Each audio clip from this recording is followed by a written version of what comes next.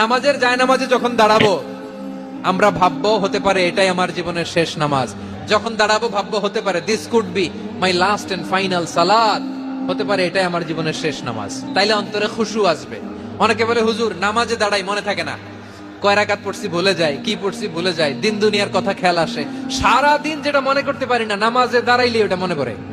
আপনাদেরও হয়? নামাজের মধ্যে সব কথা মনে পড়ে।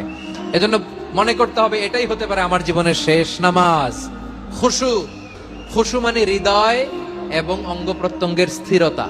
এক সাহাবী নামাজ পড়ছেন আবার দাড়ি নাড়তেছেন, নামাজ পড়তেছেন এরকম চুলকাচ্ছেন।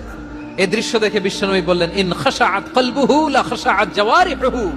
তার অন্তরে যদি খুশু থাকতো ওই খুশুর প্রভাব তার হাতে পায়েও দেখা যেত। এই সাহাবীর অন্তরে খুশু নাই, ফলে তার হাত নড়ে, পা নড়ে, দাড়ি সোজা করে, টুপি সোজা করে। এরকম মুসল্লি আমাদের মসজিদগুলোর ভেতরেও আছে না নাই?